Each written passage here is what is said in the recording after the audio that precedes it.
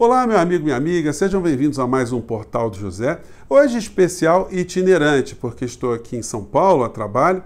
Eu sempre aproveito também para rever meus amigos e, como sempre faço também, eu trago algum livro para poder me acompanhar. Hoje tem um livro muito interessante que fala sobre coisas aqui do nosso país que eu quero compartilhar com vocês.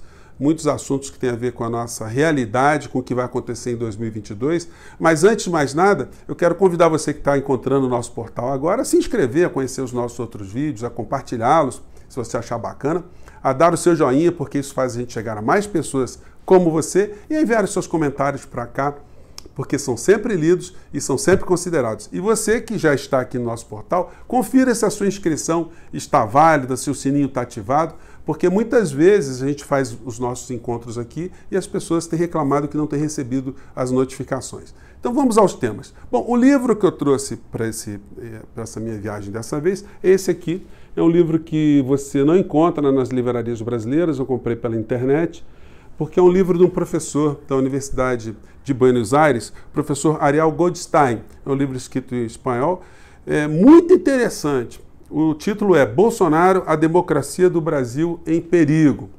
Muitas das coisas que ele diz aqui são coisas que nós repercutimos aqui no nosso portal todos os dias. E é muito interessante ver a visão de um pesquisador estrangeiro, que está aqui do lado do nosso país, sobre a nossa realidade.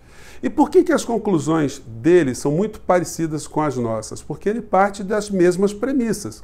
Ele faz uma análise da geopolítica, das forças econômicas que atuam de forma integradas fora do nosso país, sobre países como os nossos aqui da América Latina, sobre as forças que operam junto à opinião pública e as ferramentas novas que surgiram de algumas décadas para cá, de forma mais intensa de manipulação política, que são as igrejas travestidas, ou igrejas que têm a fachada de serem casas espirituais, mas de fato são casas políticas, casas que atuam sobre a realidade concreta desses países. O crescimento desse fenômeno na América Latina tem sido muito grande e ele está cada vez mais atrelado a uma ideologia de economia, uma ideologia econômica. O professor explica aqui, a gente consegue ver também por outros meios, que houve um atrelamento da ideologia da prosperidade a um modelo econômico defendido pelo sistema neoliberal de uma maneira geral. Para muitas igrejas, basta para você ser feliz que você tenha uma conexão com Deus e que você exerça toda uma meritocracia. Se você lutar, você vai ser alcançado, Deus vai te ajudar, enfim.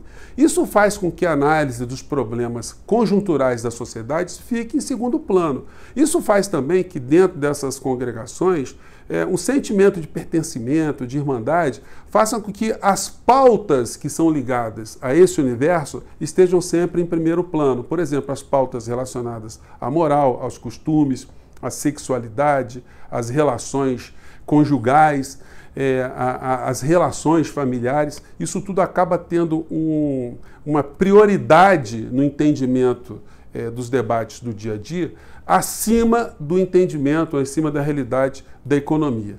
Isso, então, interessa a quem? Você tem um povo que não se interessa ou que não discute problemas econômicos da sua realidade. Interessa a quem tem o domínio da estrutura econômica em países como o nosso, aqui no país.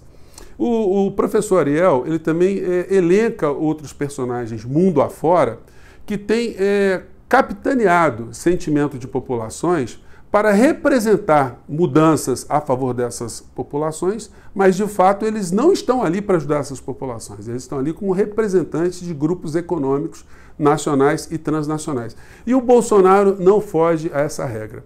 Muitas pessoas, ele observa isso, eu também observo aqui no Brasil, ficam tentando entender a figura do presidente da República, como se os atos que ele cometesse todos os dias fossem atos com algum tipo de planejamento, algum tipo de ideologia própria, algum tipo de conhecimento, algum tipo de sabedoria, quando não é nada disso. Ele está ali como poderia estar um outro, desde que representando os interesses econômicos desses grupos. Então, tanto faz para esses grupos que o presidente seja um palhaço, que ele seja um ignorante, que ele seja um falastrão, que ele não faça políticas sociais, contanto que ele não mexa em dinheiro de banco, que ele não mexa com lucros e dividendos de grandes empresas transnacionais, que ele não bloqueie, ele não crie problemas para remessa de lucros para países, que ele não crie nenhum tipo de impedimento ao fatiamento de empresas nacionais para serem entregues a grupos transnacionais. Se ele estiver fazendo isso, o Brasil pode morrer, a população pode morrer, pode se contaminar, pode ficar afogada, pode ficar submersa, ele pode fazer um monte de palhaçada, jornalistas podem ser agredidos, que não vai acontecer nada. Aí um pequeno parênteses, né? Nós vimos já mais de uma vez as grandes emissoras de comunicação reclamando que a assessoria do Bolsonaro, seguranças, estão agredindo jornalistas. Eles estão pouco se lixando se morrer jornalista, porque eles estão apoiando, em última análise, aquele governante que está protegendo os seus interesses. Como eu tenho falado aqui várias vezes, os grandes veículos de comunicação, eles não são veículos de comunicação, eles fazem um ativismo político e econômico. Eles estão ali para defender bandeiras econômicas porque eles têm negócios fora da televisão. As televisões, em boas partes, em grandes partes do mundo, não geram mais lucro. Os grupos pertencem a grupos familiares, a várias famílias, que usam dos meios de comunicação para cada vez mais reforçarem toda uma ideologia junto à sociedade, uma ideologia que é, no final da história, desfavorável à própria sociedade. Ainda dentro desse capítulo religião, se nós pegarmos aqui no Brasil como o poder político-religioso ele tem atuado, a gente chega à conclusão que o professor Ariel não está falando nenhuma maluquice. Se você pega ali a bancada considerada bancada religiosa, ou bancada evangélica, como é que eles votaram na reforma da Previdência? Eles votaram a favor da subtração de direitos do povo brasileiro. Eles votaram a favor de tirar dinheiro dos próprios fiéis. As pessoas que têm mais de 50 anos aqui no nosso país, quando chegou a reforma da Previdência, vão ter grande dificuldade de se aposentar. Apenas uma parcela ínfima vai poder ter direito à aposentadoria. Quando se faz uma reforma trabalhista no nosso Brasil, no nosso país, onde se joga milhões de brasileiros na informalidade ou no trabalho sem nenhum tipo de garantia, a quem esse tipo de voto das bancadas religiosas está favorecendo? Ao cidadão de carne e osso ou ao interesse econômico transnacional? Então nós temos muitos desafios pela frente. O Bolsonaro, infelizmente, ele não está morto politicamente. A gente tem que ter essa convicção, gente, essa clarevidência, porque o maior erro político que o povo brasileiro pode cometer, ou pessoas como nós podemos cometer, é subestimar a capacidade desse poder de manipular e de fazer com que haja uma continuidade na implementação dos seus interesses. Se Bolsonaro ele acabar sendo derretido no meio do processo político eleitoral, eles vão tentar colocar um outro personagem que espelhe exatamente a mesma política econômica, embora consiga seduzir uma parcela da população brasileira para algumas pautas morais, como, por exemplo, o combate à corrupção como sendo o maior problema aqui no nosso país. Então a gente vai ter muitas dificuldades porque teremos debates desequilibrados. Porque se nós tivermos 10 candidatos a presidente da República, a presidência da República, você tiver 7 ou 8 que defendem o mesmo modelo neoliberal, o desequilíbrio no debate das pautas será muito grande. Então a gente tem que ter muita atenção, tem que ter a noção que essas coisas acontecem no nosso país e que, de fato, quando o professor diz que a democracia brasileira está em perigo, a gente tem que, inclusive, questionar qual é a democracia que está em perigo. Porque a América Latina toda, e o Brasil especificamente, todos os países têm uma Constituição social. A nossa Constituição, no papel, ela é uma democracia perfeita, é uma democracia onde não falta nada. Mas e o acesso a direitos democráticos aqui no nosso país? Eles são conquistados? O povo tem acesso à educação, à saúde, ao saneamento básico, ao transporte, a direitos sociais? Quando a gente vê a nossa democracia cada vez mais corroída, nós ainda temos uma democracia, a República sofrendo uma série de desgastes, quando a gente vê um procurador-geral da República que não faz o papel para qual a Constituição o colocou ali, ou seja, ser um fiscal da lei, um representante da sociedade, e quando uma autoridade comete crimes, ou comete algum crime, ele tem o dever de fazer alguma coisa, e no caso específico ele não faz.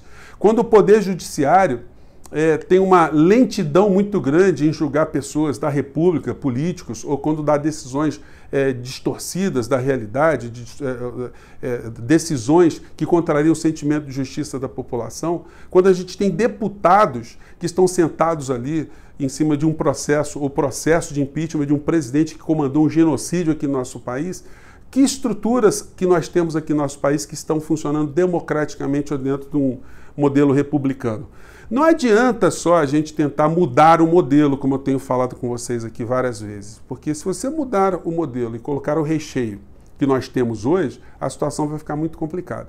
Então, hoje, mais do que nunca, os candidatos que estão no campo da centro-esquerda, eles têm que cada vez mais fazerem discursos para que a população se conscientize para eleger bons deputados federais e senadores para 2022. Porque é aí que está a chave da questão toda.